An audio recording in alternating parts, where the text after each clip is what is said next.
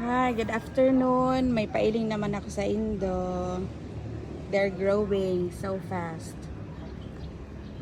Look. Mga after 2 weeks siguro pwede na ini-harvest. After 2 weeks Te, after 2 weeks pwede na i-harvest.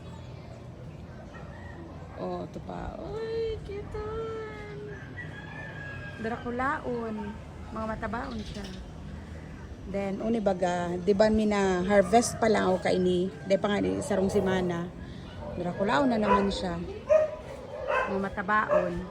Okay. Oh. Ma-harvest na naman kami kaini. Sa aga. And iguana naman. So, last week, nag-harvest kami digdi. Nag-harvest ako Nag-gisa ako kay sardinas. Ngunya naman, iguana naman. Marayon siya magtauke. Masaganang dahon na petchay. Sa agay, harvest ko ini. Pailing ko naman sa Indo. Sabi ko baga, pipino ini. Garuba ko man. Ano ba yan Feeling ko talaga tiba ko ini pipino. Melon ini, cantaloupe ini. Feeling ko lang. Sala ako. Kasi ito pa Ito ini. Ayan pipino. Uni talaga ang pipino. And then, pipino. Darakula na siya. Nagpaparadakula na sinda. Uni pa next week, after 5 days siguro, pwede na ina-harvest. Darakulaon na siya. Kaso uni pa sa luwas. Dakula naman ini. Kaso, ini. Wala.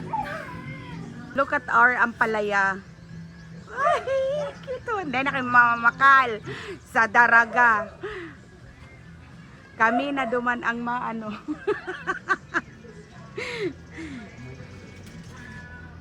Kami na duman ang mabagsak.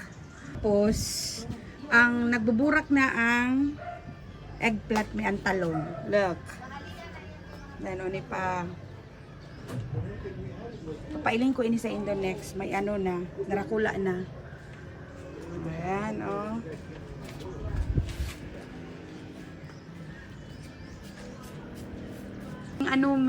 ang carrots. May nagtubo ba ya? Madali mi na i-harvest. Pailing ko ini sa Indo pag in-harvest ko na ini.